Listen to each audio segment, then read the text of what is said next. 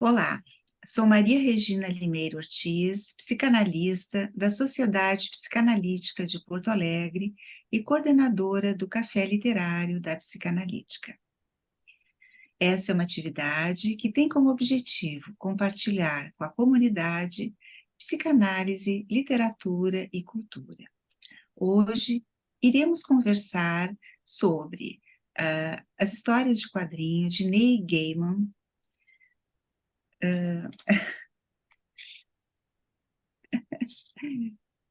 Falhou. Fabiano, me ajuda. Não, está ótimo. Neil Gaiman, isso. Aham. Uhum. Trabalhar com Sandman. Sandman de Neil Gaiman. Conversamos tanto, né, que eu fiquei com Aham. as nossas ideias já na cabeça. E aí eu saí discutindo. Mas vamos lá. Sandman, de Neil Gaiman, que virou seriado no Netflix. Bem, para comentar e discutirmos sobre esses livros, essas histórias em quadrinho tão interessantes, consideradas, né, as melhores histórias de quadrinhos do mundo contemporâneo, nós então temos como convidados o Fabiano Silveira, que é professor de inglês e tradutor, mestre pela UBRA, e nosso colega, o psicanalista Ruggiero Levi. Cada um terá 20 minutos para conversar sobre esse tema tão cativante e depois, então, abriremos para discussão junto a vocês. Quem quiser participar, basta clicar na mão abaixo da barra que irei chamando por ordem de inscrição. Então, com a palavra, Fabiano.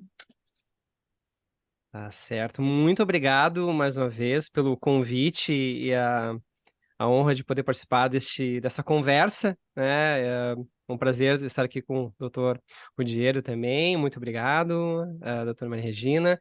Obrigado mesmo. E é sempre muito bom, né, falar sobre algo que a gente gosta muito, que são as histórias em quadrinhos, né? E eu agradeço também esse convite para poder falar sobre Sandman, essa obra produzida por Neil Gaiman. Então, o meu papel aqui é falar um pouquinho mais, a minha intenção é falar um pouquinho mais sobre a parte das histórias em quadrinhos, né? Embora Sandman tenha se tornado também, tenha tido um alcance um pouco maior recentemente em função da sua série na Netflix, né? Que um grande sucesso também. Mas eu gostaria de dar uma contextualizada e fazer alguns comentários sobre a produção de quadrinhos, né? Então, como a doutora Maria Regina me apresentou, eu sou professor de língua inglesa, sou tradutor também, já trabalhei com a tradução de livros de RPG e tive a oportunidade de trabalhar com estúdios de histórias em quadrinhos que agenciam desenhistas brasileiros para o mercado de quadrinhos. Então, é muito legal, assim, também trabalhar com aquilo que é o nosso hobby, né? Porque, acima de tudo, também eu sou um colecionador e um grande aficionado pela arte sequencial. Então como é uma história em quadrinhos, eu gostaria de compartilhar a tela, porque é visual, né? Então eu gostaria de mostrar pelo menos algumas imagens, algumas coisas, enfim, enquanto a gente vai conversando, sobre Sandman. Eu vou compartilhar a minha tela aqui, espero que todos consigam ver. Então, para falar um pouquinho sobre Sandman, né, a gente fala sempre do Neil Gaiman, então, obviamente, que é o autor, é o criador dessa obra. Ele é inglês, ele nasceu, então, em 10 de novembro de 1960, né, e ele é hoje reconhecido não só por Sandman, mas a qualidade do seu trabalho, né, e a forma como ele trabalha com esses elementos fantásticos e grandes reflexões sobre a condição humana, o tornaram um escritor extremamente influente hoje na nossa geração, né? Ele é um grande ícone cultural, né? E ele segue sempre produzindo materiais de muita qualidade, como, por exemplo, né, Coraline, Deuses Americanos, entre vários outros romances, né? Então, Coraline virou uma animação, Deuses Americanos virou uma série também, né, de TV. Então, Neil Gaiman não é só reconhecido por Sandman, mas também por outros materiais, né? Então, Sandman é uma série que foi produzida pela DC Comics, então lá nos anos, é uma das maiores editoras americanas, então, de quadrinhos. Nos anos 80, a DC Comics procurava uma inovação em seus produtos, em suas histórias, e faz uma busca por autores também fora dos Estados Unidos. E é isso que tem uma fase chamada de A Invasão Britânica, né, nos Estados Unidos, que é a invasão dos autores de quadrinhos britânicos, entre eles, né, a Alan Moore, né, que já foi discutido aqui em outro café com a obra Watchmen, e também Neil Gaiman, que vinha nessa esteira desse grande sucesso, também com as suas obras, né, na Inglaterra, de Miracle Man, e então a sua minissérie Black Orchid, a Orquídea Negra, que foi produzida pela DC Comics. Mas então o presidente na época, uma das diretoras da DC Comics, a Karen Berger, solicitou ao Neil Gaiman que produzisse um material mensal para a editora, né, que revitalizasse algum tipo de herói para a editora. Neil Gaiman fez várias sugestões de vários heróis mais esquecidos, que estavam mais no limbo, e a Karen Berger disse, não, mas tu já tinha me falado alguma coisa sobre revitalizar Sandman. Sandman era um herói que já existia lá na Era de Ouro dos quadrinhos, nos anos 40, foi revitalizado depois, ali por volta dos anos 70 também, enfim, posteriormente, né? Então aqui vocês estão vendo a imagem do primeiro Sandman ali bem na esquerda, uma máscara né, de gás, com um chapéuzinho, uma capa. Ele era um detetive, combatia o crime com uma arma que disparava um gás que fazia com que os vilões adormecessem, né? Então, depois esse personagem foi retomado, como eu disse, principalmente nos anos 70 por Jack Kirby, que já tinha uma pegada mais realmente de super-herói, com uniforme bem amarelo, com suas capas e máscaras vermelhas, né? Inclusive, esse uniforme é homenageado depois na série de TV. E o Neil Gaiman decidiu, vamos então revitalizar Sandman, e a Karen Berger disse, tudo bem, mas só que não é para fazer do jeito de super-herói, faça algo completamente diferente, completamente inovador, né? Tu é muito criativo, então faz alguma coisa bem diferente. E aí o Neil Gaiman então enxergou isso como uma oportunidade de explorar o universo onírico de uma forma que nunca antes tinha sido vista, né? Isso foi uma grande oportunidade de uma colaboração criativa, né? Ele acabou trabalhando muito com o Dave McKean, que já tinha trabalhado com ele em Orquídea Negra. Dave McKean é um artista que trabalha muito com vários estilos de arte, e então ele é o responsável pelas capas das edições, que são completamente diferentes do que a indústria de quadrinhos produzia na época, né? Então a gente está vendo aqui as imagens de algumas das primeiras edições de Sandman, e geralmente o Sandman não aparece na capa. Isso era algo completamente inovador, porque geralmente uma capa tem que ser vendida, né? Uma revista tem que ser vendida pelo herói que tá na capa, tem que aparecer, alguma coisa da história tem que aparecer, e geralmente isso não acontecia. Era realmente uma pintura, uma grande obra de arte, as capas feitas por Dave McKean. Então, essa decisão do Gaiman de aceitar o convite, né, não só transformou a carreira dele, mas também redefiniu os padrões pelos quais as HQs, né, poderiam realizar, e se consolidou como uma obra-prima das histórias em quadrinhos mundiais, e na minha humilde opinião, é uma das melhores, se não a melhor série de quadrinhos para adultos publicada nos Estados Unidos, né? Ela é uma série recorrente, não era uma série especial, ela teve 75 edições mensais, publicadas de janeiro de 89 a 1996. No Brasil, a primeira edição foi publicada em 1989 já, pela Globo, em novembro de 89. A Globo completou toda a série. Depois nós tivemos algumas outras tentativas de outras editoras republicando Sandman, nenhuma delas acabou completando, exceto a Conrad, que publicou 10 volumes, encadernando todas as 75 obras, e depois a Panini, que é a atual editora, que vem publicando Sandman em formato de capa cartonada, com edições comemorativas aos 30 anos de Sandman, e também as edições absolutas ou definitivas, que são volumes maiores, e aí são 5 grandes volumes que contemplam toda essa obra, né? Então a obra de Sandman é dividida mais ou menos são divididas em alguns arcos, né? Então, que compõem algumas edições, como a gente está vendo aqui na tela, né? O primeiro arco ali é Prelúdios e Noturnos, que, né, então contempla as primeiras 8 edições. Depois temos A Casa de Bonecas, Terra dos Sonhos, Estação das Brumas, Espelhos Distantes, No Jogo de Você, Convergências, Vidas Breves, Fim dos Mundos, Entes Queridos, Despertar, Exílio, e a última edição, que é A Tempestade, né? Então esses arcos a gente considera que Sandman é dividido então nesses arcos de história. E aí o que eu gostaria de comentar com vocês aqui, então, brevemente, é sobre Prelúdios e Noturnos, né? Então, fazer uma pequena análise de Prelúdios e Noturnos, que compila, então, essas primeiras edições. É o primeiro arco de Sandman, né? Então, publicado ali entre 88 e 89. Então, brevemente, né, o sonho, né? Então, ele O Sandman, ele relata a captura dele por um mago chamado Roderick Burgess, em 1916. Ele permanece aprisionado numa redoma de vidro durante cerca de 70 anos, antes de conseguir se libertar. Após escapar, ele tem que recuperar seus objetos de poder, que é a algibeira de areias dos sonhos, o elmo dele e o rubi dos sonhos. E ainda num estado enfraquecido, ele confronta uma viciada em sonho em pó, as legiões do inferno e um louco Doutor Destino nesse processo todo, né? Então, nesse arco, ainda a gente tem as aparições de diversos personagens da DC Comics, incluindo John Constantine, o Senhor Milagre, o Caçador de Marte, Etrigan, o Demônio, Wesley Dodds, que é o primeiro Sandman, né, das histórias em quadrinhos, e ainda também a gente tem a introdução de Lúcifer e um dos perpétuos, que é a morte. Tá? Mas quem são os perpétuos, né? Os perpétuos são essas entidades que existem muito antes do tempo, né? Muito antes de tudo, e então eles são os irmãos de Sandman, né? São criaturas, eles não são deuses, né? E eles vão existir antes até que o último deus esteja morto, né? Isso é uma referência a Sandman ao volume 7. Os 7 perpétuos são o destino, a morte, sonho, destruição, desespero, desejo e delírio.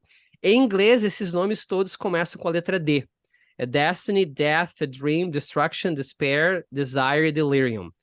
Em português, né, por uma questão de tradução, enfim, os tradutores optaram por fazer uma tradução mais literal e nós não temos, então, esses nomes todos com D, mas em inglês, sim, todos os nomes começam com a letra D, né? Uma opção do Neil Gaiman. Tá? E eu gostaria de fazer um comentário assim, sobre Sandman, né, que o Neil Gaiman ele não concebeu Sandman como uma típica narrativa de super-herói. Assim, ele tinha a ideia de transcender qualquer tipo de dicotomia entre o bem e o mal, se desvinculando de qualquer alinhamento com algum tipo de moralidade ou ética humana, né? Sandman, o personagem, também é chamado de Morfeu, então ele é o perpétuo que é responsável pela essência dos sonhos, né? Ele existia desde os primórdios do universo e ia permanecer nele até que a última luz se extinguisse, né? Então esse é o personagem principal da história. E nessa saga, que a gente está comentando agora, né? Os perpétuos, eles são brevemente mencionados, mas a gente só tem a presença de uma única, que é a morte, na última edição, que é o som de suas asas, né? A trama, então, ela toda se concentra exclusivamente no sonho, né? Que é como ele também é chamado. Ele também tem outros nomes, como Oneiros, Lorde Moldador, Senhor dos Sonhos, Príncipe das Histórias, A Vossa Escuridão, né? Lord Kaikul, que é o apelido que ele recebe de uma ex-amante dele, chamada Nada, que é vista numa das edições durante a visita dele ao inferno, né? Então, a jornada dele começa de maneira meio desafortunada, assim, porque ele cai numa armadilha desse mago, Roderick Burgess, da Ordem dos Antigos Mistérios, que inicialmente queria capturar a própria morte. E aí, em 6 de junho de 1916, né, onde se passa a história, o mundo ele está imerso na turbulência da Primeira Guerra Mundial. Então, e a escolha desse momento histórico, ele é muito apropriada, né? Então, com o desdobramento do primeiro grande conflito de alcance intercontinental do século XX, né, é concebível que os sonhos de um futuro promissor tenham sido subtraídos de milhares de pessoas, né, entregues implacavelmente à morte. Aqueles que estavam vivos, seja na Europa, né, o epicentro do conflito, ou em outros cantos do mundo, se dividiam entre os otimistas, vislumbrando um horizonte positivo com o iminente fim da guerra, continuamente sonhando com dias melhores, e nós tínhamos os pessimistas, desprovidos de vislumbres de razão para a existência, né? Se a humanidade havia alcançado tal ponto, então talvez não fosse vantajoso permanecer vivo para testemunhar qualquer tipo de futuro, né? O que a gente tem que observar é que, com a simultaneidade desses milhares de sonhos problemáticos e tantos perdidos, seja eles concebidos durante o sono ou na vigília, o Morpheus encontra-se imerso em confusão e sobrecarga, né? Talvez ele tenha sido extremamente ingênuo, resultando numa queda e uma armadilha cujas consequências nem ele, nem nós sabemos discernir claramente como ele caiu, né? E ele fica aprisionado por 72 anos, né? E embora esses 72 anos, eles provavelmente tenham contribuído para tornar o Sandman mais reflexivo, possivelmente mais compassivo, autoquestionador, né? Isso levanta também a indagação, né? Foi benéfico para os humanos, especialmente aqueles que sonham? Ele poderia ter esperado ali naquela prisão dele, mesmo que né, a última pedra da mansão onde ele estivesse preso se desfizesse em pó, sem que isso causasse nenhum tipo de diferença para ele, né? Mas imagina assim, a angústia, né, do senhor do reino dos sonhos, privado de seus objetos reais, seu poder, né, devido ao capricho místico de um grupo de ocultistas, né? E gradualmente a trama concebida pelo Gaiman, ela usa uma abordagem lírica, né, conferindo novos significados a palavras, ações, ou utilizando elementos do mundo tangível como uma ponta para o reino dos sonhos, né? Essa evolução se desdobra em resultados incríveis, né? Tanto em cada componente isolado quanto na síntese global da narrativa, que vai se revelando a partir da segunda edição do arco, chamada Anfitriões Imperfeitos, né? Logo no início, nós somos agraciados com uma narrativa cronológica absurda, né? Que transita por lugares que abrangem os Estados Unidos, Canadá, Inglaterra, França, Jamaica, repleta de inúmeras alusões à cultura pop, a teorias de conspiração, ficção, história do século XX, derivando de obras como A Coisa, de Stephen King, o Livro Místico de Madalena, além de personalidades icônicas como Marilyn Monroe, John Wayne, Elvis Presley, Humphrey Bogart, né? A segunda edição do Arco, né, nos conduz a um pequeno inventário do universo dos sonhos, iniciando com ninguém menos e nos apresentando Caim e Abel. E ao testemunharmos a representação de Caim e Abel, a gente se depara não apenas com uma exposição que exala uma identidade única para os personagens, né, uma prova eloquente de que Neil Gaiman demonstra que a inspiração pode existir sem necessidade de ser uma cópia direta, mas também com uma conexão intrínseca entre Sandman e o intricado funcionamento do mundo dos sonhos, explorando todas as suas proximidades e peculiaridades, né? O roteiro do Neil Gaiman, ele habilmente entrelaça elementos de horror, de religião, de misticismo, de fantasia, de surrealismo, de dadaísmo, né, e extensas incursões na literatura psicanalítica.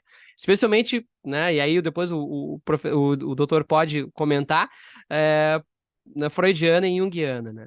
E esses elementos são vividamente representados nas casas que cada um dos desafortunados irmãos Caim e Abel governam, né? A casa dos segredos, que é o lar do Abel, e a casa dos mistérios, que é o domínio do Caim.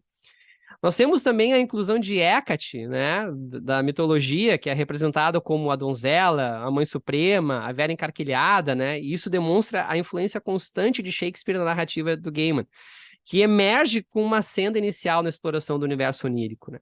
A introdução dessa figura marca o ponto em que o leitor começa a discernir a autocrítica incorporada por Gaiman na sua obra, evidenciando uma espécie de desajeito na construção da trama, né?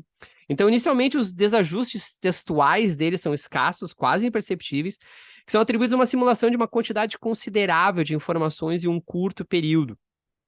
À medida que a gente vai avançando nas edições e na leitura, especialmente na história Passageiros, Som e Fúria e o Som de Suas Asas, a gente consegue observar que o enredo não se conclui integralmente.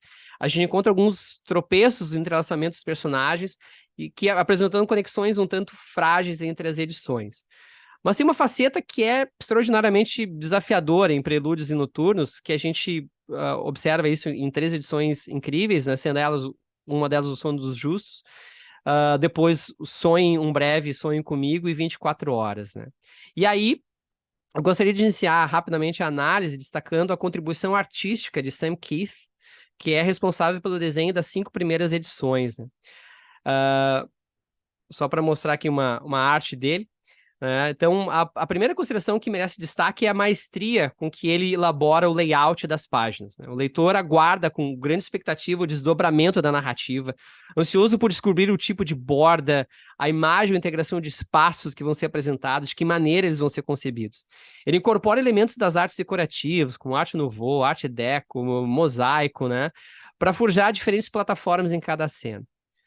Então, um exemplo supremo desse talento dele é evidenciado logo no Sonos dos Justos, que é a primeira edição de Sandman, e em Sonho, um Breve Sonho Comigo, Gaiman também oferece uma demonstração magistral de como guiar um roteiro a partir de fontes externas, como as canções Dream a Little Dream of Me, Mr. Sandman, I Heard Through the Grapevine, Sweet Dreams of You, Sweet Dreams, Dream Lover, Power of Love, In Dreams, né? O artista realiza experimentos notáveis, incorporando colagens aos desenhos, né? E esse processo é aprimorado por Mike Dringenberg a partir da edição 6, culminando então na sua despedida em um verdadeiro pesadelo visual. Na edição 24 Horas, que é a estreia de Mike Dringenberg, só voltar aqui rapidinho, como ilustrador, né? Ele tinha sido responsável pela arte final do lápis do Sam Keith. Né? Nesse trabalho, ele, embora apresente uma anatomia e uma diagramação consideravelmente inferiores ao seu antecessor, Sam Keith, ele revela um estilo mais sombrio e desafiador, acentuando essa finalização do Malcolm Jones III, né?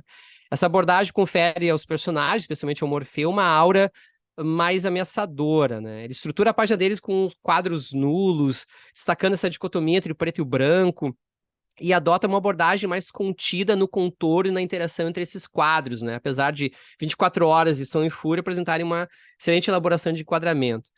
Na sua arte, ele transmite uma sensação de um mundo mais debilitado, intrinsecamente simples, e uma escolha que complementa de maneira coesa a abordagem delineada pelo roteiro, né?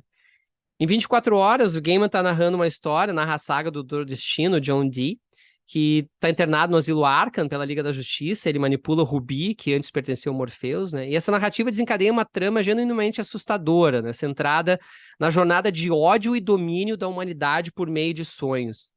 E todos os personagens são compelidos a revelar partes ocultas de suas personalidades, né? Resultando em um desfecho trágico, marcado pelo extremismo das circunstâncias, né? Ao lado de O Som dos Justos e Uma Esperança no Inferno, esse arco representa basicamente os meus números favoritos em Prelúdios e Noturno.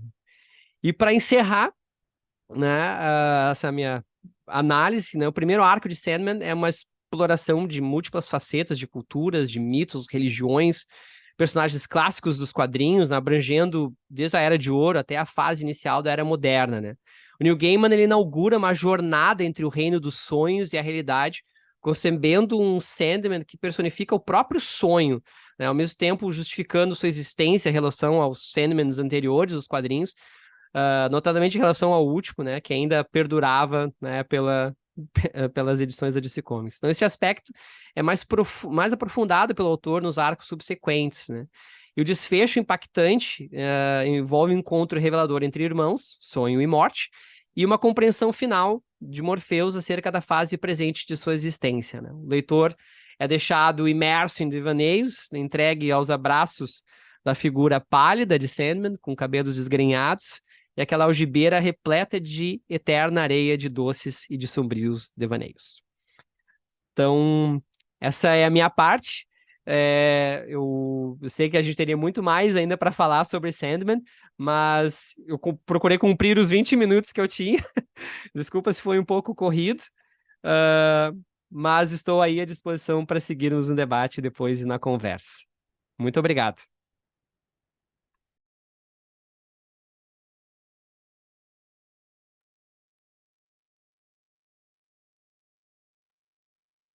Obrigada, Fabiana. A gente fica tão fascinado pela história, né, que fica com vontade de seguir te ouvindo. Vamos seguir então com o Rudiero. Palavra tua, Rudiero. Bom, boa noite. Obrigado pelo convite para estar aqui, Maria Regina. E vou te confessar, Fabiano, que eu gostaria de seguir te ouvindo também, tá? Porque tu és um profundo conhecedor, né? Não só da história do Sandman e toda a história enfim, da produção do personagem, mas tu és um profundo conhecedor das histórias em quadrinhos em geral, tá? O Fabiano foi humilde aqui e não revelou a vocês o que é a coleção dele de quadrinhos, que ele tem mais de 10 mil quadrinhos, enfim, colecionados, históricos, antigos, atuais. Então, ele, de fato, é um profundo conhecedor desse tipo de literatura e desse tipo de estética, né? Porque quando tu estavas mostrando aqui os desenhos, né, os gráficos, né, os graphics, dizer, na verdade, de fato, é toda uma estética própria, né, que é uma composição, quer dizer, de várias estéticas das artes plásticas, né? E então, enfim, teria todo esse outro viés aí para ser explorado, né, além da narrativa e do conteúdo da narrativa, que é a própria estética da narrativa, né? Mas o meu agradecimento também tem a ver dizer, por esse convite, né, para porque eu tive que me debruçar um pouco, claro, não sobre os quadrinhos em si, porque eu não tinha acesso e não tenho conhecimento, mas sobre a série, enfim, da Netflix, que foi a minha iniciação, vamos dizer assim, nesse universo do Sandman. De fato, eu cheguei à conclusão de que é uma obra-prima sobre a condição humana, né?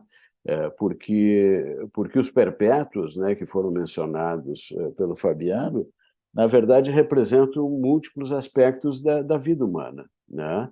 E do funcionamento da mente humana, né? E da história, enfim, do sujeito humano, né? Que são os desejos, que é a morte, que é o sonho, que é o desespero.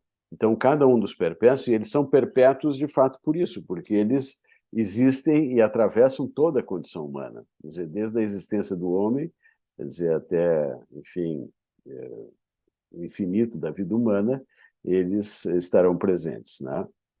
E a outra coisa que eu fiquei pensando, depois de assistir a série, e uma curiosidade que eu não sei se o Fabiano poderia nos ajudar a saber, eu tive a impressão, inclusive, de que houve uma supervisão, ou pelo menos uma consultoria de um psicanalista, ou de um grupo de psicanalistas, tamanha a facilidade e a naturalidade com que o Neil Gaiman, né, transita pelo mundo onírico, né? E todo o significado que ele dá ao sonho, toda a importância que ele dá ao sonho na vida humana, quer dizer, ou porque de fato houve a presença de algum psicanalista, ou porque ele tem uma sensibilidade incomum, né?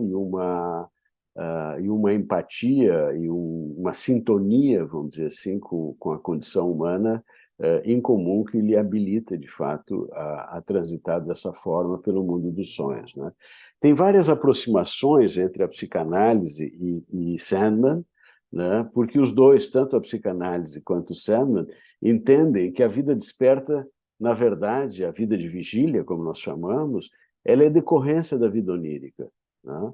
E o que acontece, vamos dizer assim, na vida de vigília, de certo modo, é consequência, vamos dizer assim, dos sonhos humanos. E nós entendemos os sonhos, não só o sonho propriamente dito, o sonho noturno, né? Mas toda a capacidade humana de devanear, de imaginar, de transformar em imagens toda a sua bagagem pessoal e toda a sua experiência na vida desperta. Quer dizer, tudo isso é transformado em sonhos e, na verdade, são os sonhos que dão significado à vida desperta, né? Quer dizer, também poderíamos pegar toda a trama do Sandman como quase que um retrato, uma retratação da vida inconsciente do sujeito humano. Então, nós entendemos que é o inconsciente, na verdade, que conduz o sujeito na sua vida desperta, e ele acredita, vamos dizer assim, que é a sua consciência que o conduz, mas, na verdade, é toda a sua bagagem inconsciente que lhe faz fazer escolhas, que lhe faz escolher caminhos na vida, né? E que, de certo modo, o conduz através da vida, né? E que dá significado às suas experiências na vida desperta, né? Então, há, nesse sentido, uma enorme confluência entre o que é apresentado na história do Sandman e como nós entendemos o mundo, né? E a história, então, como eu disse para vocês, é quase uma descrição do mundo onírico inconsciente e inconsciente, com toda a função, dizer, não só de definir os rumos da vida desperta, mas de definir o significado das experiências de vigília e também como um espaço, e isso é explícito, né, na abertura da série, como um espaço para encarar e elaborar os temores e as fantasias do sujeito humano, né? Ou seja, de que é imprescindível que o sujeito humano tenha esse espaço para encarar e elaborar as suas fantasias, porque senão elas serão literalmente, concretamente atuadas na vida desperta. Ou seja, se o sujeito não puder vivenciá-las, eu estou tentando falar aqui numa linguagem o menos psicanalítica possível, né? Mas se o sujeito não puder, no seu mundo onírico, encarar e elaborar os seus temores, as suas fantasias, provavelmente elas invadirão a sua vida desperta e aparecerão na vida como um pesadelo, ou como problemas, vamos dizer assim, como se um pesadelo tivesse saído do mundo dos sonhos e sendo vivido literalmente na vida real. Ou seja, tanto em Sandman quanto na concepção psicanalítica do sonhar, o sono e o sonhar são essenciais para um viver num modo mentalmente saudável, né? E num modo mentalmente construtivo. E o que é interessante é que quando o Sandman, então, é aprisionado durante esses 72 anos, né, que o Fabiano estava mencionando, ele é destituído das suas ferramentas, né, que são, enfim, o saco de areia, né, o elmo, né, e o rubi, e ele, então, perde as suas ferramentas para controlar o mundo dos sonhos, né? O curioso é que, em psicanálise, nós também acreditamos que existem algumas funções, algumas ferramentas na mente que permitem o sonhar, né? Só para ilustração, por exemplo, tem um autor, que é um autor que me inspira muito, que se chama Bion, né? Não é necessariamente o que tu mencionasse, né? Enfim, agora me escapou. Mas o Bion, então, diz que existe a função alfa, tá? Que ele deixa como uma incógnita, que seria uma ferramenta, uma função da mente que permite o sonhar, né? E que é a função, vamos dizer assim, que transforma determinados impulsos, determinadas emoções e determinadas sensações numa imagem onírica, né? E que ela tem essa função transformadora. Então, me chamou a atenção de que ele perde as ferramentas dele, que seria como se um sujeito humano, vamos dizer assim, perdesse a sua função alfa e perdesse a capacidade de controlar o mundo dos sonhos, perdesse a sua capacidade de sonhar. E isso nós encontramos na clínica.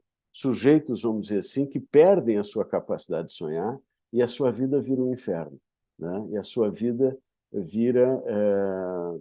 Inclusive, esse mesmo autor que eu estava mencionando antes, né, o Bion, ele diz o seguinte, né, de que quando o sujeito não pode sonhar, aquilo que deveria ser a mobília do sonho, ou seja, os personagens e os elementos que deviam estar no sonho, são sentidos como estando na vida desperta, como estando na vida real, né? E o sujeito, no fim, não sabe se ele está dormindo ou se ele está acordado, né? Ou se ele está sonhando ou se ele está vivendo na vida de vigília, e isso é a loucura, isso é a própria loucura, né? Quando aquilo que deveria estar no inconsciente é percebido como estando na vida real, né? E isto gera um estado confusional enorme, né? E o sujeito fica assombrado no mundo. E me pareceu super interessante, porque na série tem, de fato, personagens como o Coríntio, né? Que é para ser a encarnação do pesadelo, né? Que nesse período em que o Sandman fica aprisionado e perde o controle sobre o mundo onírico, o pesadelo, então, o Coríntio escapa, né, do mundo onírico e vai viver no mundo real. E ele quer viver no mundo real porque ali ele pode fazer, quer dizer, todas as suas maldades, né? E ao longo da série, vai se caracterizando, né, que o Coríntio, para mim, é um dos personagens mais interessantes, né?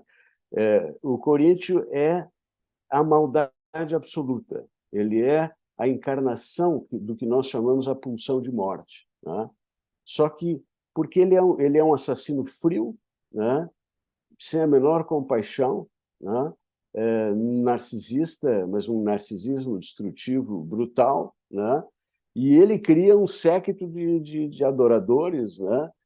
Que também que são chamados na série de colecionadores, que são assassinos tão frios, vamos dizer assim, quanto ele, né? E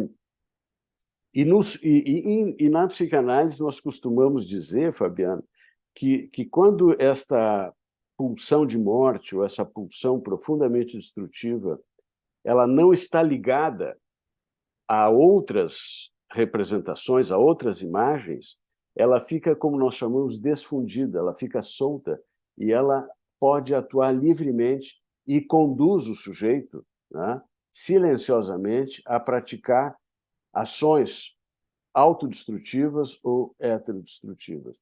E me pareceu riquíssimo o quanto isso está extremamente bem caracterizado na série, e quando este personagem, então, escapa do mundo onírico, e uma boa parte da saga, pelo menos na série, é o esforço do Sandman para recuperar suas ferramentas, recuperar o seu controle sobre o mundo dos sonhos, e ir atrás do Corinthians e trazê-lo de novo ao mundo dos sonhos para neutralizar o poder destrutivo dele na vida real e na vida de vigília, né? Enfim, aí tem toda uma trama que se desenvolve, que agora a gente não vai poder desenvolver bem, mas ainda um outro ponto de contato que eu gostaria de fazer entre como nós concebemos o inconsciente e o mundo dos sonhos e como ele é retratado na história do Sandman, que é a questão da atemporalidade, né? Nós consideramos que o inconsciente ele é absolutamente atemporal, né? Quer dizer, então, diferentemente, vamos dizer assim, do que a vida consciente, que ela é pautada por alguns parâmetros de tempo e espaço, que são muito mensuráveis e muito objetivos, né? Onde se constitui o presente, o passado e o futuro, e que no mundo onírico e no inconsciente existe uma atemporalidade absoluta. Então, isto também é retratado de forma magistral na série, porque tem personagens milenares, lá pelas tantas aparece uma das musas lá de Homero, a Calíope, né, que está presente no mundo atual, né, e está, enfim, inspirando um escritor totalmente sem inspiração alguma, né, e de repente nós temos personagens milenares e outros de séculos anteriores, e o próprio Sandman, ele transita, enfim, ele, né, desde 70 anos, 100 anos, alguns personagens que recebem este poder, vamos dizer assim, através de amuletos e de magias, né, são personagens também que atravessam os tempos, as décadas e os séculos. Então, essa questão da atemporalidade é brilhantemente retratada na série, né? E manejada na série, né? Depois, se eu tiver tempo, até eu vou ler um comentário, enfim, do Oscar Wilde sobre a questão da temporalidade, mas antes disso eu gostaria eu vou me ater principalmente num episódio que para mim é um episódio que, pelo menos a mim como psicanalista, mais que eu achei o melhor episódio da série, que mais me mobilizou, embora todos eles tenham a sua riqueza, que é o episódio 5, né? Que é quando o John Dee ele escapa, né, do hospício, hospital, onde ele está aprisionado ali pela mãe, e, e, e vai ao encontro do Rubi mágico, né, quer dizer, que produtor do mundo onírico, recupera o Rubi, né, e vai e entra numa lanchonete tipicamente americana, né, e senta com o seu Rubi. Nesse momento, o Sandman vamos dizer assim, desmaiou quando ele viu que o John Dee tinha alterado de alguma forma o Rubi, o formato do Rubi, então o Sandman perde a consciência e tal. E aí o John Dee, que ele é um misto de psicótico, raivoso, um sujeito, vamos dizer assim, desvairado, né? Ele entra, então, na lanchonete e fica observando vários casais que tem na lanchonete, né?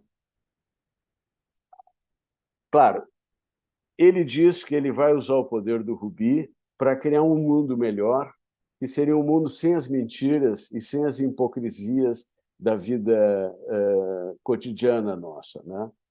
Mas a minha leitura e a minha sensação ao observar o John Dee ali na lanchonete é que ele vai observando os casais com uma certa dose de ódio, de inveja, de incômodo, de ver que as pessoas tinham sonhos, né? E tinham expectativas. A Beth queria ser escritora, a Beth é a garçonete, né? Ela queria ser escritora. Tem um outro casal onde ela é CEO de uma empresa e ele trabalha na empresa, e eles também tinham expectativas, sonhos, e também como casal, estavam tentando se acertar. Tinha uma moça homossexual, enfim, sonhando, enfim, voltar com a parceira dela e achando que ela tinha tratado mal a parceira, enfim. E ele, então, com o pretexto de fazer os personagens dizerem as verdades, na verdade, ele induz os personagens a dizerem verdades absolutamente cruéis, absolutamente insuportáveis, e a atuarem e a realizarem os seus mais recônditos desejos carnais, mais sádicos, mais proibidos, né? E então as pessoas, e aí começa quase que uma orgia ali naquela lanchonete, né? De traições, de relações perversas, de relações heterossexuais promíscuas e homossexuais, quando na verdade o sujeito era um heterossexual, enfim. E esses personagens são induzidos, então, a praticar todos esses atos, e quando retomam a consciência de si e veem tudo aquilo que fizeram, sofrem uma culpa insuportável por terem feito o que fizeram, né? Um ódio insuportável por terem sido traídos, né? E aí começa uma mortandade, né? Na lanchonete, né? Uns se suicidam, outros se matam entre si, né? E, e há uma alusão, inclusive, ao Édipo, ao mito do Édipo, quando a Bete, a personagem, percebe o que ela fez, né? E fura os olhos, então, por não suportar, tolerar, enxergar tudo aquilo que ela fez. E o que me pareceu, que é também algo super interessante, eu vou me encaminhar já para a finalização, é a ideia do Neil Gaiman que, quando a função do sonhar, tá, está de posse de uma parte da personalidade que é sádica, que é destrutiva, que é perversa, quer dizer, ela induz, vamos dizer assim, o sonhador aos piores caminhos possíveis, né? Quer dizer, e naquele momento, o John Dee, coitado, que queria ter sido abortado pelo pai, que passou a vida inteira recebendo mentiras da mãe, ele tem um ódio e uma paixão pela mãe, e ele é esse personagem conflituado, enfim, que fica de posse do poder do sonhar e então cria todo esse cenário trágico naquele episódio. Só para finalizar, me chamou também a atenção, e tu mencionaste, Fabiano, que o próprio Sandman ele vai se transformando ao longo da série, e de um personagem absolutamente autocrático, impositivo, até certo ponto cruel, ele vai se humanizando, e ele vai se tornando um personagem humano, conflituado, cheio de culpas, cheio de arrependimentos, cheio de incerteza se ele fez a coisa correta ou não fez. E no final da série, eu não sei se é por acaso, e eu não sei se isto é só na série ou se também nas histórias originais aparece, me pareceu que o último episódio, que é o episódio 11, há uma certa mensagem de esperança, tá? Ou seja, de que se a humanidade puder seguir sonhando, nós vamos ter um mundo com menos dominação, com menos possessão de um sobre o outro, né? Com um perdão, né? Que é onde ele perdoa Calliope, enfim, né? Quer dizer, por ter abandonado ele. Enfim, então me pareceu que no último episódio é quase como se o Neil Gaiman mandasse uma mensagem de esperança, ou seja, seres humanos, vamos seguir sonhando, né? Porque aí, quem sabe, nós poderemos construir um mundo melhor. Mas eu fico por aqui, enfim, para te escutar mais e escutar, enfim, vocês todos que estão aqui assistindo. Não sei, Maria Regina, posso fazer um comentário aqui sobre a fala do Dr. Levin? Claro. Fabiano, me chama de Ruggiero, que aí nós ficamos. Tá. Aí me dá a ilusão que eu sou da mesma geração que tu. Ah! O Então, jovem só um pouquinho, Rudiera. Fabiano, antes de tu falar, só avisar o Claro. pessoal que as inscrições estão abertas. Então, quem quiser participar, basta se inscrever, que a gente vai chamando por ordem de inscrição. Pode falar, Fabiano. Perfeito, muito obrigado. Então, Rudiero, meu amigo. Assim, eu não tenho. Eu tô tentando responder uma das perguntas que tu fizeste ali na tua fala.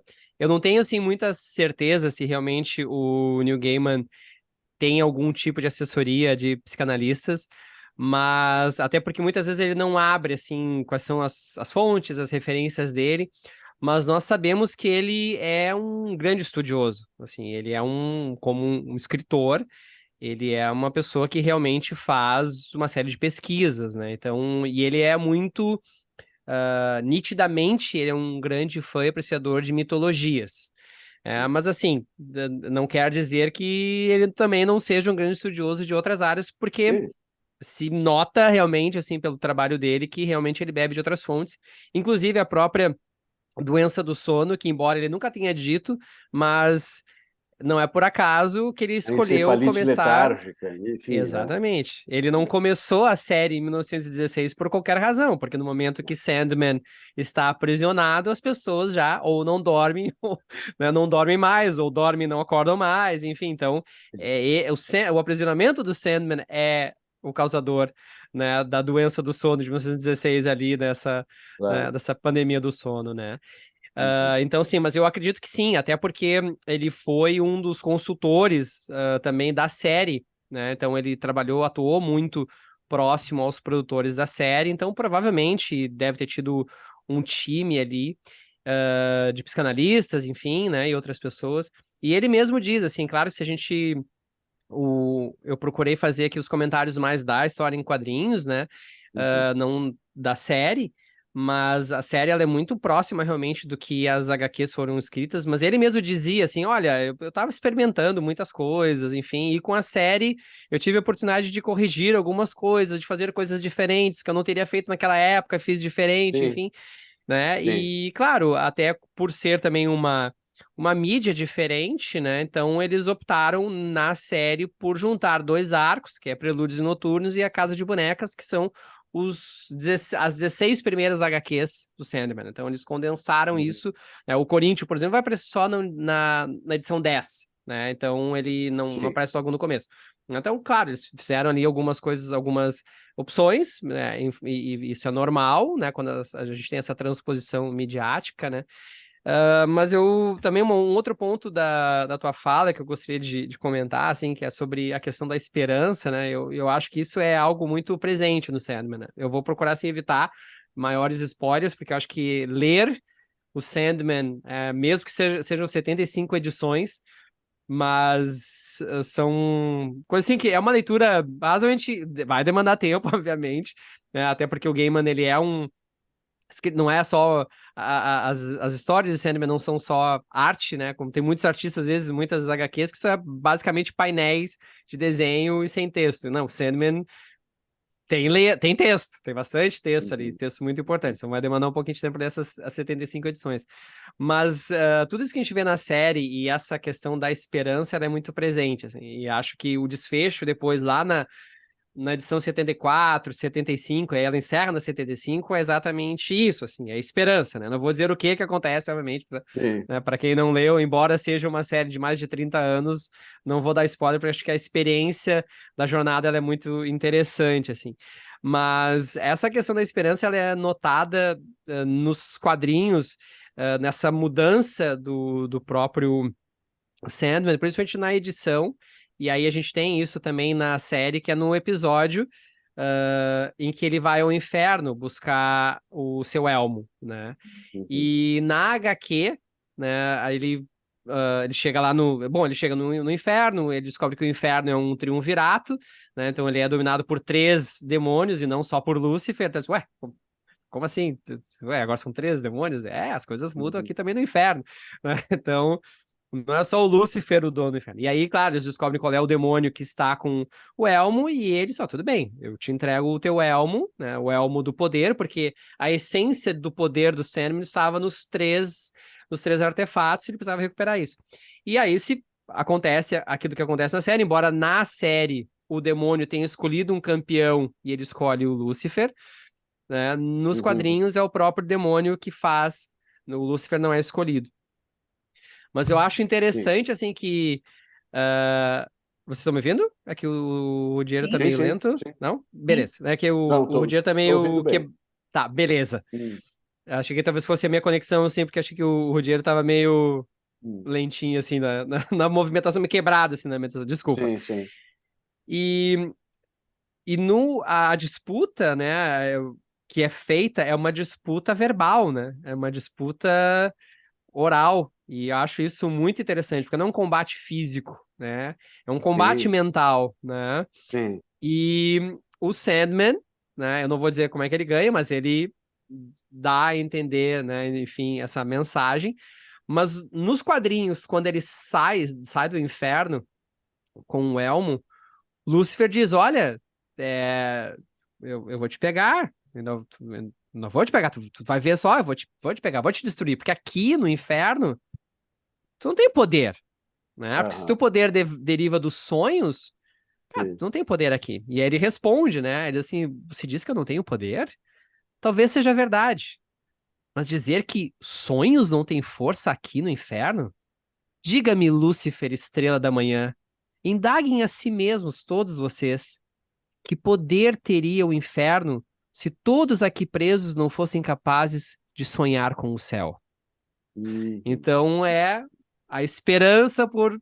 Claro, Mesmo no claro, inferno, ainda claro, há a esperança, né? Existe o claro. sonho por algo melhor. E isso eu acho É. que transita por toda a obra de Sandman.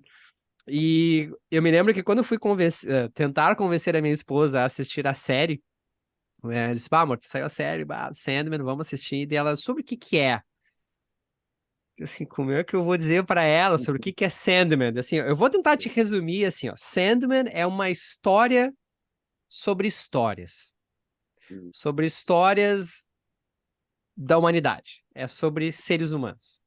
isso, Só isso. assiste. Se tu não É. gostar, eu assisto sozinho. E ela se apaixonou Sim, por se Sandman, apaixonou. amou, É. enfim, né? E a segunda temporada, enfim, eu não sei quando sai a segunda temporada, estamos É, mas aguardando, já né? já estão anunciando agora a temporada, Isso, né? é. Diz que já estão anunciando. Mas ainda sobre a esperança, mais uma coisa, Maria Regina, antes, enfim, que Não, abrimos a mas palavra, podemos seguir a discussão. o Tá que eu bem. achei super interessante também é que antes deste final ali, do último episódio, ele vai até dois perpétuos, que é o desejo e o desespero. Tá? O Uhum, desespero é uma obesa, né? É uma mulher obesa, desesperada mesmo, uhum, e o desejo ele é uma figura híbrida, assim, meio masculino, meio feminino, né? Na verdade é um personagem híbrido, assim, que é uma mescla de homem e mulher. E que é interessante é que o desejo ameaça o sonho, tá? Porque o desejo ele se impõe normalmente, nós os psicanalistas entendemos, para ser realizado, tá? O desejo não quer ficar só no sonho, vamos dizer assim. O desejo quer ser realizado na vida real, né? E qualquer tipo de desejo, né? Então ele ameaça a vida onírica nesse sentido, entre aspas, ameaça entre. Então antes de entrar, vamos dizer assim, vamos dizer assim para sintetizar, antes de entrar nessa mensagem de esperança, o Sandman vai lá e diz para o desejo e para o desespero, olha, e desespero é falta de esperança, desespero, né? Quer dizer, é a não esperança, né? Que leva ao desespero. Então, antes Uhum. dele mandar ou construir a mensagem de esperança, ele vai lá e diz para o desespero e para o desejo, olha, por favor, né, reduzam as ações de vocês, né, e aí depois ele manda essa mensagem de esperança. Achei super interessante isso. uhum. E acho que o bacana é isso também é visto assim na série, né? Que essa questão assim, o Sandman tem essas diversas interpretações, né? As pessoas veem o Sandman de diversas formas, né? Inclusive quando ele vai encontrar nada no inferno, né? Ela o enxerga de forma diferente, né? Ele enxerga como e dá um outro nome para ele. O próprio episódio 11, então, da série também é uma animação com gatos, né? Sim, E sim. aí tu Não, no início tu Como não assim? entende. O que é Mas, isso? ué, Daqui, de como assim? repente, uma animação É, com gatos. E aí mas depois que aquilo vai fazendo sentido, né? exatamente. Então, assim, essa questão do. E aí ele, inclusive, nos quadrinhos, ele fala, cara, eu estou aqui, estou em todos os lugares do multiverso das histórias em Uhum. quadrinhos, né? Que aí o universo DC, o universo da DC Comics é um multiverso, tem várias dimensões. Ele, a Morte, nós estamos em todos os lugares, né? Tá? E ele vai, assim, ao longo, vai percebendo que ele é tão poderoso, ou talvez seja o mais poderoso perpétuo, né? É. E isso que é muito interessante. E às vezes até a morte diz, pô, as pessoas têm medo de mim, mas tu já viu? As pessoas não querem me ver, né? Aham, Mas tu já aham, percebeu o quão poderoso tu é, né? uhum. Os sonhos, os pesadelos, enfim. E essa percepção, e aí isso que vai tornando ele mais inquieto, né? O próprio Sandman. E ele vai buscando, não, alguma coisa, eu não estou mais completo, preciso de alguma outra coisa. E ele vai, então ao longo das edições, ele vai evoluindo e buscando essas novas missões dele, né? Enfim, então ele vai se deparando com as coisas que o Rogério já mencionou, né? Com outras. A gente vai percebendo essa questão da temporalidade. Bom, dos quadrinhos é maravilhoso isso, assim. Sim. As histórias dele com Shakespeare são fantásticas, Lindo, são né, lindas. gente? Bah, nossa, são demais, assim. As HQs, Temos né? algum Então. inscrito ou posso seguir aqui com. Pode seguir, não temos por enquanto nenhum Tá. inscrito. É, porque o que é interessante do último episódio, enfim, espero não estar dando demasiados spoilers aqui, mas ele começa então com essa animação, né, da vida dos gatos, né, onde tem uma gata que os seus filhotes, né, foram assassinados, né, ou mortos, vamos dizer Aham. assim, pelo dono da gata, né, e ela faz toda uma reflexão sobre isso, né, de ser possuída, né, de ter um dono, vamos dizer assim, que governa a Dominado, vida né? dela e que decide sobre o destino dos filhos dela. Então ela foge e se torna uma se torna uma líder, vamos dizer assim, dos Uhum. gatos, né, incitando os gatos a refletirem sobre a vida e tal, e tu não entende muito bem. Dali a pouco começa outra história, né, que é desse escritor que perdeu a inspiração e tal, e pelo desenrolar do enredo, ele recebe uma musa de presente, que é a Calíope, que então começa a inspirar ele, e ele então se torna um escritor famoso, mas na verdade ela é posse dele, né? Quer dizer, ela é a gata que é posse dele, né? Quer dizer, Uhum. e ele mantém ela como um bicho de estimação preso ali, e aí se desenvolve toda uma trama até que ela é libertada, assim como a gata da primeira história, né? Quer dizer, para poder viver a sua vida e sair daquele cativeiro, né? E de estar a serviço do outro. E claro que aí também tem toda uma reflexão sobre as relações humanas, né? As relações de possessividade, de exploração, né? De sugar a riqueza do outro, né? E se apropriar do que não é seu, né? E tem toda uma reflexão sobre as relações humanas, né? Mas Uhum. aí também tem uma questão, né? Tu me corrige se eu tiver errada. Ela tinha sido parceira do Sandman, né? Sim, sim, E sim. eles tiveram o Foi Orfeu, mãe, né? Eu acho que é aí que vem a ligação com a história tiveram dos o gatos, Orfeu, exatamente, Isso. exatamente. né? Tiveram um Orfeu que também morreu. Que também morreu, Eu claro, que acho que também aí tem é a o ver com a link história com a dos história gatos. dos gatos, né? Exatamente. Uhum. O filho dela também morreu, Isso. né? E esse Uhum. foi o motivo da ruptura deles, enfim, né? Uhum. E o escritor E, enlouquece, né? Eu acho que essa é a... o Isso. Sandman, na verdade, enlouquece ele, né? Que eu acho que Uhum. é o E link assim, é, com o outro que tu comentasse, né? Com o com episódio John Dee, 5, isso, com John essa Dee. relação Ah, pais e filhos e mas enlouquecedora também. o que é interessante é que o Sandman diz para o escritor, né, para o Rick, diz assim para ele: Ah, tu queres palavras? É isso que te falta? Palavras para escrever as tuas histórias? Então tu Uhum, terás palavras, né? Uhum. E aí começam a vir palavras e frases e pensamentos e ideias em profusão que a Uhum. mente dele não consegue processar e é a loucura. E é o que Uhum. acontece na loucura, né? Quer dizer, quando a Uhum. mente é invadida por uma série de pensamentos, né, que são absolutamente descolados da Uhum. realidade e que a mente não Uhum. consegue dar conta, assim, né? Uhum. e aí entra a tua referência, né, Rudiero? O Bion, novamente. É, Não é o Jung, né? Uhum. Que também poderia ser interessante, né, para entender toda a questão dos arquétipos e tal, Uhum. né? Mas esse autor inglês, o Bion, ele trabalha muito, sabe, com a construção do pensar e do sonhar, né? E o Bion desenvolve a ideia de que o sonhar ele é diuturno, né? Ele acontece de noite, ele pode aparecer sob forma de um sonho, né? E de dia, enquanto nós estamos conversando aqui, Fabiano, a Uhum. nossa mente está, através do saco de areia, do rubi e do elmo, ela está produzindo, vamos dizer assim, algumas imagens que ficam armazenadas no nosso inconsciente e ela sonha a nossa experiência. Ela Uhum. dá significado à nossa experiência. Então, talvez de noite tu sonhe, né, com um velho professor, um velho doutor falando algumas coisas, enfim. Eu sonho com um jovem ilustrado, Ah. né, me contando histórias interessantes, né, mas É. que a função onírica nossa Uhum. vai É. transformando em sonhos, em pensamentos inconscientes, as nossas experiências diurnas. Tá? Uhum. Legal. Eu me lembro ali que tu comentaste sobre a questão da loucura, né? Me lembrei na HQ, obviamente, também, né? É quando o Sandman consegue sair do seu aprisionamento, que ele vai conversar com o filho do, Do Burgess. do Burgess, né? E eles, tudo bem, né? Disse, me perdoa, foi meu pai. Dizendo, deu pra ti, meu. Agora tu vai ter o despertar eterno.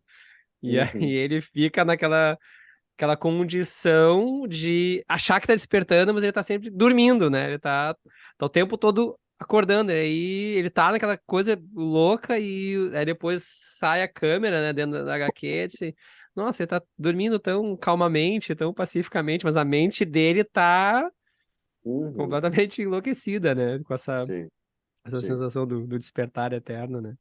Uhum. Realmente é muito interessante, né?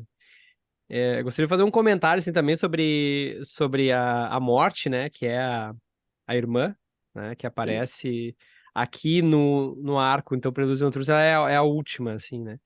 Ela, ela é a minha perpétua favorita, assim. Apesar do Sandman, eu adoro a morte. Por mais estranho que isso possa parecer numa Aham. frase solta. Mas eu acho ela muito interessante, assim, a personagem. E tanto é que ela ganhou 3 minisséries depois estão ligados ao universo de Sandman, né? Então, aqui no Brasil a gente consegue encontrar essas minisséries, elas todas já foram encadernadas pela própria Panini, então no formato, vou ver se consegue mostrar aqui, esse é o formato edição definitiva de Sandman, então são 5 volumes dessa edição e o 6º volume é A Morte, e agora eles lançaram um outro volume que é Prelúdios, né? Então que é uma outra minissérie que o Gaiman lançou depois, alguns anos ele voltou à série, né? Então a morte tem essa continuidade, assim, e o universo de Sandman também já foi expandido nos quadrinhos. Então a gente consegue hoje em banca, por exemplo, comprar o universo de Sandman, que é uma linha que tem algumas publicações ocasionais, principalmente sobre o sonhar, então fala sobre o mundo dos sonhos, né, enfim. Temos algumas edições sobre a Casa dos Mistérios, então ali temos histórias com Caim e Abel, temos então algumas coisas publicadas de Lúcifer. Lúcifer ganhou uma série em quadrinhos também, e ganhou série também televisiva, né? Então o universo de Sandman ele acabou sendo expandido. Eu acho, assim, que, claro, a maior obra ainda é o Sandman, ela é incomparável, assim, com relação aos outros materiais, mas sempre que a gente fica com aquele gostinho de quero mais, assim, a gente pode ler algumas coisas alternativas, enfim, que do universo, né?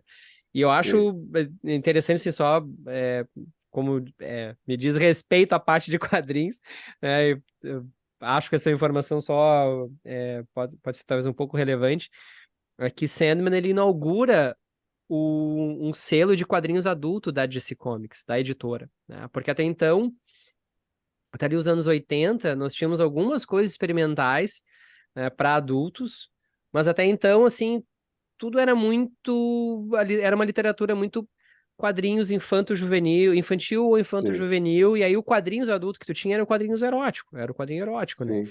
Então não tinha uma leitura assim para aquele leitor mais maduro que queria ler alguma coisa que talvez fugisse do universo de super-heróis. E Sandman inaugura isso, né? Embora a gente tenha ali antes, claro, nós temos o Watchmen e temos o Cavaleiro das Trevas, né, do Frank Miller, que é a série que se passa no futuro alternativo do universo de Batman. Batman volta da aposentadoria, então isso foi publicado ali por 85, 86. Embora esses quadrinhos sejam mais maduros, e sejam muito importantes para a indústria, né? A indústria americana considera as maiores histórias de quadrinhos, Watchmen e Cavaleiro das Trevas, né? Mas Sandman é a série regular, é a série mensal que inaugura um selo chamado Vertigo, né? No Brasil, o Vertigo. Né? Então, esse selo depois começou a trazer muitas obras de vários autores, então foi muita experimentação, muitas coisas autorais que foge do universo de super-herói. Tanto é que a gente consegue notar assim que Sandman, logo no início, nas histórias em quadrinhos, isso não na série de TV, ele tenta dar uma. Tudo bem, eu tô escrevendo para DC Comics, eu tenho que comentar alguma coisa sobre os heróis. E aí ele coloca lá a Liga da Justiça, tem uma história do Sandman com a Liga da Justiça, com 3 heróis da Liga da Justiça. É mesmo? Mas é só, sabe? Assim, então tem algumas referências, depois alguns reaparecem mais adiante, mas ele percebe logo assim, eu tô fazendo outra coisa, não É. preciso trabalhar com super-heróis, né? E então ele, depois então DC Comics acaba republicando Sandman várias vezes, encadernando, enfim, já coloca com o selo Vertigo, né, Vertigo, e começa então uma publicação muito grande. Infelizmente esse selo acabou, né, ali por volta de 2011, 2012, se eu não estou enganado, o selo acabou, eles criaram um outro selo mais adiante, que é o Black Label, que também é um quadrinhos mais adulto, mas não tem a mesma pegada da Vertigo, assim, acho que a Vertigo foi uma grande revolução para a indústria de quadrinhos americana e para nós, porque é, nem só de super-herói vive o homem, né? Então, apesar de eu Sim. ser mega fã do Batman, mas ler quadrinhos com a qualidade do Gaiman, por exemplo, e ler outras obras, talvez não tão famosas como uh, Sandman, do Gaiman, mas isso também é bacana, assim, da gente variar um pouco, ter outras edições, histórias, sagas fechadas, enfim, então histórias que não são tão longas quanto ler um Batman que dura desde 1939, né? Então, assim, a importância do Sandman, ela foi muito grande, né? Então, assim, claro, a gente está falando da qualidade da obra, mas ela foi muito importante para o mercado de quadrinhos, né? Ela é um grande marco, como eu disse, para mim é uma das melhores, se não a melhor série regular publicada. E ganhou muitos prêmios. O Gaiman ganhou muitos Eisner Awards, né? Que é o prêmio máximo de quadrinhos, é o Oscar dos quadrinhos, né? Então ele ganhou muitos Uhum. prêmios. Então, e é uma obra tão influente que até hoje ela é republicada, né? É publicada, é republicada mundialmente, né? Então, assim, é praticamente impossível hoje a gente chegar numa banca e não conseguir encontrar, ou numa livraria encontrar um Sandman. Vai ter. Isso é uma obra de 1988 e 89, né? Então, para a gente ver a importância que tem, e ele vai se reinventando, né? Então, com a série, por exemplo, agora, que eu tenho certeza que muitas pessoas assistindo a série foram atrás dos quadrinhos, isso eu tenho certeza, né? Não, Eu certamente, com achei a muito, série agora. Sim. eu achei muito interessante o que você está dizendo, porque eu estive na Feira do Livro e eu achei uma banca que tinha muitos quadrinhos, diferente de Uhum. outras feiras do livro que a gente Sim. procurava e não tinha, né? E aí Uhum. tinham alguns livros dele, eu fui atrás, né? E tinham alguns Sim. livros, tinha Coraline, tinham algumas Sim. outras histórias, e Sandman tinha só um volume, É. né? Uhum. E, Provavelmente é, esgotado. não, só através da Amazon, não Sim, tinha. aham. A gente não Aham. encontra. Se dissesse tem na banca, eu fiquei pensando, mas que banca que tu É. vai, porque eu não sei. Aham. E, né? E aí uma coisa, eu assisti várias entrevistas dele, eu até Uhum. comentei com vocês, né? Eu achei ele uma pessoa super interessante, muito sensível, assim, achei uma pessoa muito legal, assim. Uhum. E ele fala que ele teve que adaptar para a Netflix e que recebeu muitas críticas pelos personagens binários, etc, etc. Uhum. E que, na realidade, quando ele escreveu os quadrinhos, ele tentou colocar os seres todos como antropomórficos, e que de tal forma que as pessoas, quando lessem, isso para nós, Rudir, pudessem Aham. projetar o que quisessem nesses personagens, e cada um pudesse fazer a leitura que quisesse, né? Aí ele Uhum. diz assim, Uhum, como sonhos, que cada Uhum. um constrói o seu sonho, né? Uhum. Então, uhum, falasse da morte, né? Cada um vai ver a morte conforme a sua história uhum, de vida, né? uhum. E aí eu achei muito interessante, né? Que eles não têm uma forma definida, que cada um vai construir a sua. É, Então, não, isso que tu comenta, assim, é bem, é muito claro, isso é algo que a gente costumeiramente vê, lê, ouve, enfim, no mundo dos quadrinhos, né? Eu acho que existem muitos fãs que são muito aficionados, assim, eles são muito, realmente, tem aquele, é o fanatismo, né? Como em qualquer Área atividade, da vida é, humana. Uhum. exatamente. Mas essas discussões, assim, né, tipo, não são novas e não vão terminar, né? Então, é a mesma coisa, assim, sempre que existe uma troca étnica, por exemplo, de um personagem, seja ele coadjuvante ou não, sempre vai ter algum tipo de ruído, né? Então, quando foi feito o filme Man of Steel, né, O Homem de Aço, o filme do Zack Snyder Superman, o Perry White, né, foi escalado o Lawrence Fishburne, um autor negro, e Perry White é branco. Ah, meu Deus, trocaram. Não, estão acabando com a minha infância, como a gente sempre acaba debochando esse pessoal, né? Então, Aham. claro, os personagens são representados. Tu precisa criar uma representação gráfica para histórias em quadrinhos, né? E tu precisa hum, ter aquilo ali. Mas a gente percebe isso, e percebe na série, e percebe nos quadrinhos mesmo, né? Então, logo que o Sandman está no inferno e encontra a Nada. Ele não é mais aquela figura pálida, branca, de sobretudo, com isso. cabelos, né, bagunçados. Não, ele é desenhado como a Nada o enxerga. Isso aparece na série. Assim como nós Uhum. temos lá o próprio gato. Então, essa questão de serem seres antropomórficos, enfim, né? Só não vê quem não quer, né? Então, essas escolhas do Neil Mas Gaiman. as pessoas, eu achei interessante porque as pessoas não pensam sobre Não, isso. E uma exato. coisa que eu achei também legal, que ele foi dizendo que cada reedição da obra dele, ele ia Uhum, adequando os personagens de uhum, acordo com o momento histórico que estava se uhum. vivendo. Sim. Então, por exemplo, o próprio Sandman, né? Daqui a pouco Uhum, era punk, então ele desenhava punk. Daqui a pouco uhum. era não sei o que lá, ele desenhava Isso, de acordo com a época, né? Então, eu achei exatamente. muito interessante isso aí, Exato. adequar, né? A própria Morte, né, que é uma atriz negra, né, então, a pessoa, Sim. nossa, não, mas a Morte, ela é branca. Eu disse, cara, pelo amor de Deus, é uma representação da Morte, né? Não, Não, e a impressão que dá é que também há uma preocupação na série em botar personagens negros, né, isso. personagens brancos Uhum. e também personagens, vamos dizer assim, o Desejo, por exemplo, né, que ele não é binário, Aham. né, ele é uma mescla de homem e mulher, né? Uhum. Isso. Aham. Há uma indefinição ali. Então, Aham. a gente vê que há uma preocupação na série de contemplar, vamos Sim. dizer assim, né, É. a multiplicidade, na Uhum. verdade, do ser humano, né? Trazer para a realidade, né? Uhum. É, é. E isso está presente nas histórias em quadrinhos, assim, e fazer isso nos anos 80, por exemplo, na forma como o Gaiman fez, e tratar com violência, né, muitos arcos, né, até essa violência mais explícita, ter essa questão de homossexualismo presente nas HQs, isso é muito inovador para a época, né?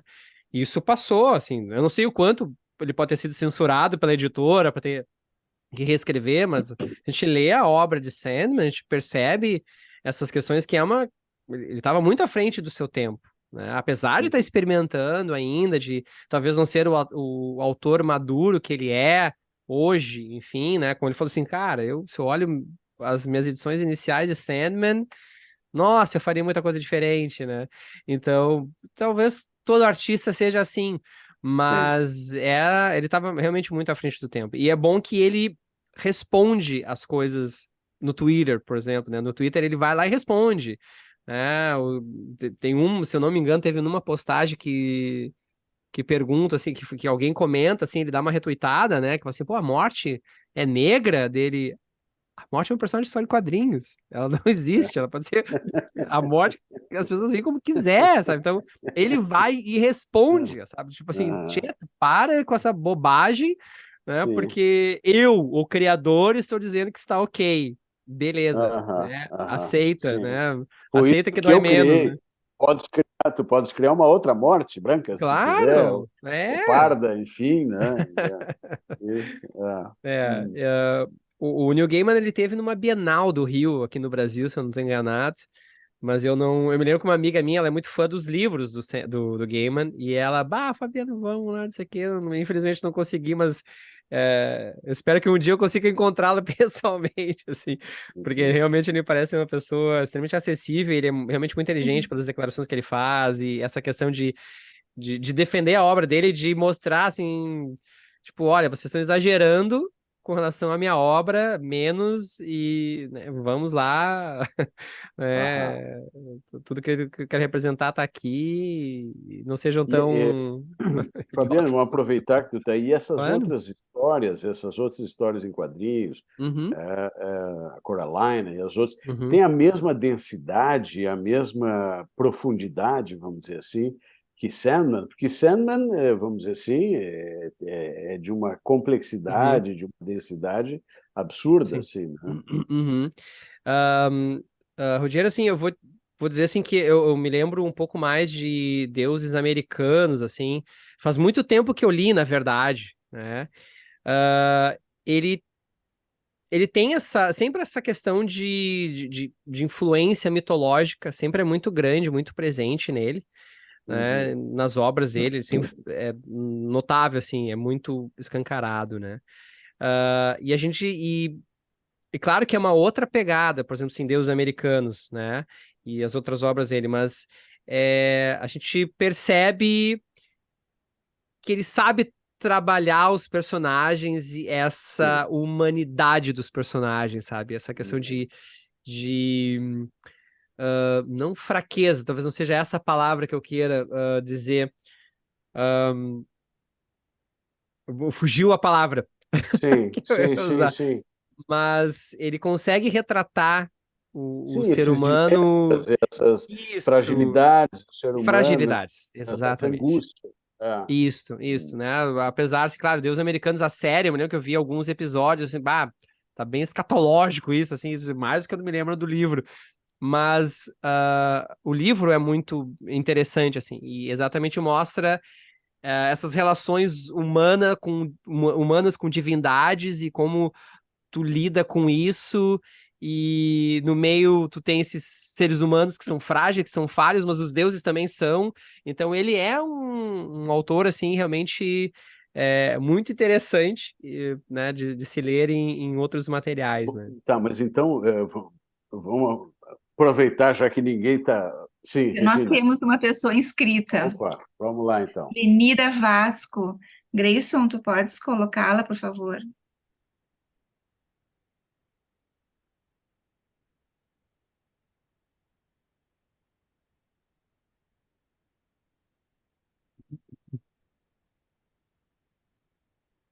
Ô, gente, tô adorando aqui ouvir vocês. Eu vi a pergunta, né, doutor Rogério, aí sobre as outras obras, né, do Neil Gaiman. Eu conheço até mais outras obras do que propriamente o Sandman. E o que eu posso dizer a respeito é que ele é um filósofo. Onde quer que ele vá, ele tem a densidade de um filósofo. Tem esse Deuses Americanos, caramba, quando ele fala da transposição dos deuses da África, aquilo é tão forte, porque Uhum, justamente ele pega a história, né, e coloca aquelas ideias dele dentro da história da humanidade. É perfeito. Good Homens. Vocês conhecem Good Homens? Good Homens é perfeito, misericórdia. E eu acho que o que você estava falando sobre a fragilidade, eu acho que é mais psicanalítico ainda, é a ambiguidade. Eu acho que a ambivalência do ser humano está muito presente. Ninguém é bom, ninguém é ruim, não é preto e branco, sabe? essa profundidade que muitas vezes o dia a dia tira, né? Assim, as coisas que a gente tem acesso nem sempre tem, mas na obra dele, essa profundidade, né, de um colorido da personalidade humana é Uhum. perfeito. O Idiomas eu assisti 2 vezes, para ter uma Aham. ideia. Eu não sou muito. Eu acho que eu sou uma velhinha meio anacrônica, porque eu era muito de HQs, mas assim, na época de que, não sei nem se você conhece, do Mortadelo e Salaminho, né, é muito antigo, do Mad, eu adorava Mad. Toda semana eu tinha que assistir, eu tinha que pegar a revista todo mês, ou era da semana, não lembro. Mas hoje em dia eu não dei continuidade a isso, mas a gente tem à disposição muita obra, né? Em séries, em filmes, vale muito a pena. Eu acho que ele é um filósofo. Só deixa eu aproveitar isso que a Linira está falando, é, e eu vou puxar a brasa um pouco para a minha sardinha. Eu acho que ele é um filósofo e ele é um psicanalista, né? No sentido, porque quando vocês estavam falando, e quando o Fabiano e tu estavam falando desta relação, vamos dizer assim, dos personagens com as divindades, tá? Eu me lembrei que tem uma autora psicanalítica, né, que se chama, uma psicanalista que se chama Melanie Klein, que é uma inglesa muito importante na história da psicanálise, que ela criou um tipo de psicanálise que um outro autor inglês chama de uma psicanálise teológica. Por quê? Claro que não tem nada a ver com a religião em si, mas tem a ver porque ela descrevia o nosso mundo interno, nosso mundo de fantasias, né? E o nosso mundo onírico, vamos chamar assim, cheio de deuses, tá? Que ela chama de objetos ideais, que é o pai perfeito, é o pai ideal, é a mãe perfeita que cuida, boa, que propicia tudo, o pai que sabe tudo. Então, nós somos habitados por deuses internos, vamos chamar assim, que são os nossos, a maneira como nós internalizamos e introjetamos as nossas figuras parentais.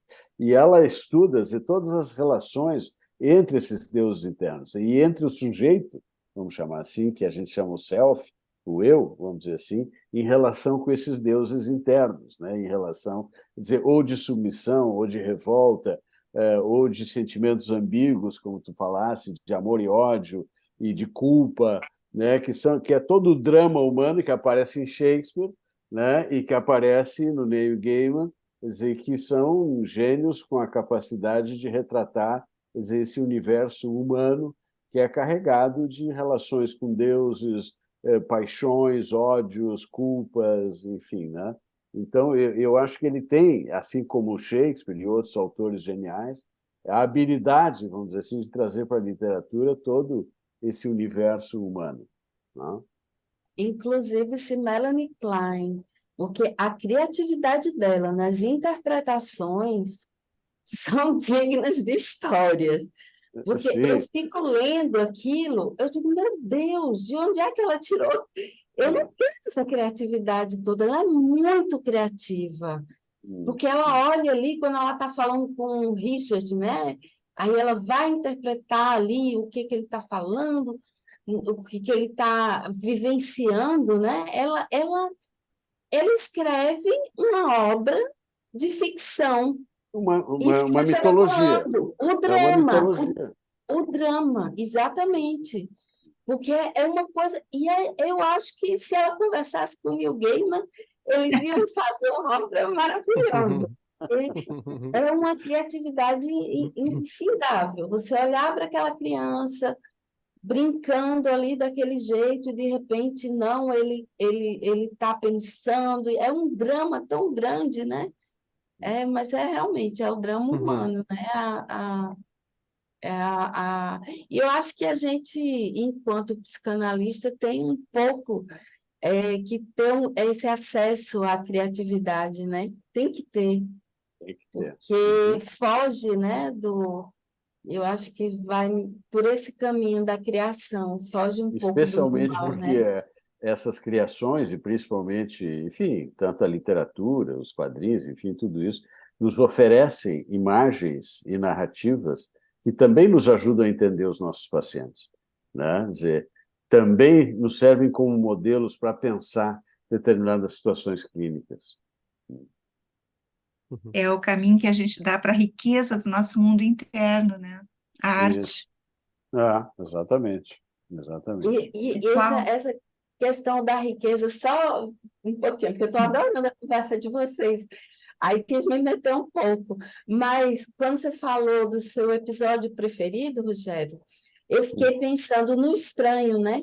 Como o estranho chega no real. Quando chega essa parte do inconsciente e ela se concretiza, como se concretiza o estranho, né? É exatamente isso. Quando a gente olha, não dá para não estranhar. Quando vem para o real tudo aquilo que estava reprimido ali, né? Exatamente. Isso é ótimo, viu? Obrigada, gente. Eu que agradeço, obrigada. Guilherme. Obrigada pela Obrigado a ti. contribuição. Pessoal, estamos nos encaminhando para o final, então, as palavras finais para nós podermos encerrar. Posso começar? Claro. Sim. Então tá certo. Eu gostaria de agradecer imensamente a oportunidade, né, de participar desse momento, falando então sobre histórias em quadrinhos, falando sobre Sandman, que é uma das obras que eu mais gosto, assim, está na minha lista dos favoritos. Gostaria de agradecer ao meu amigo Doutor Fernando Brum, Doutor Ruggiero também, né? O Doutor Fernando Brum que me convidou, mas Doutor Ruggiero, muito obrigado. E foi uma parceria maravilhosa para que a gente possa retomar isso em breve também. Obrigado a doutora Maria Regina pelo convite, obrigado mesmo. Eu gostaria só de dizer, assim, mencionar nas minhas palavras, assim, talvez seja mais fácil acessar o Sandman pela Netflix. Mas não tenham preconceitos, né? Assim, leiam os quadrinhos de Sandman também. Eu vou roubar um início de palestra do meu amigo Sidney Guzman, que é editor da Maurício de Souza Produções, e ele geralmente começa as palestras dele perguntando assim: quadrinhos é coisa para criança? E aí o público em massa responde: não, dele é também para crianças, mas ele tem outros estilos. Também existem quadrinhos para adolescentes, para jovens adultos, para adultos. E Sandman são quadrinhos para adultos, né? Então, ou para jovens adultos, adolescentes. Assim, eu acho que se eu tivesse lido quando eu era adolescente, talvez não tivesse aproveitado tanto quanto eu li depois, como. Quer dizer, não, certamente não aproveitei tanto quanto quando reli quando adulto, né? Então, eu acho que é uma leitura extremamente válida, acho que tem espaço para muitas análises, né? Então, como foi feito aqui pelo Ruggiero, né, e pelos convidados, pelos participantes. Então, Sandman acho que é uma obra seminal de Gaiman e ela é uma leitura obrigatória, está na lista das melhores obras do New York Times, enfim, então acho que vale a pena realmente consumir esse tipo de material. Mais uma vez, pessoal, muito obrigado pelo convite. E espero, quem sabe, no futuro voltar para conversar um pouco mais sobre quadrinhos. E meu amigo Ruggiero, quando nos encontrarmos na escola, vamos lá tomar um café e bater mais um papo. Isso. Bom, eu quero agradecer e quero agradecer muito, enfim, o convite, a oportunidade, enfim, de conhecer um pouco do Sandman, que na verdade eu conheci um pouco só, e agradecer muito pela parceria com o Fabiano, enfim, porque foi de uma riqueza e uma oportunidade enorme de aprender horrores, enfim, com o Fabiano, que de fato é um profundo conhecedor, não só de Sandman, como de toda a literatura em quadrinhos. Tá? Muito obrigado, Maria Regina, pelo convite, e foi um prazer mesmo essa atividade. Eu acho que a Maria Regina... de vocês. Meu muito obrigada. Obrigada, Ruggiero. Obrigada, Fabiano. Quero agradecer também a todos que participaram conosco esse ano, a todos os que aceitaram o convite para participar do café, aos meus colegas que prontamente aceitaram o convite, a todo o pessoal da literatura que também nos acolheu, a nossa diretora de divulgação, que sempre foi muito parceira, ao Grayson, à Débora, meu muito obrigada. E obrigada pela participação de todos vocês. Boa Muito noite. obrigado, uma Boa boa noite. Boa noite.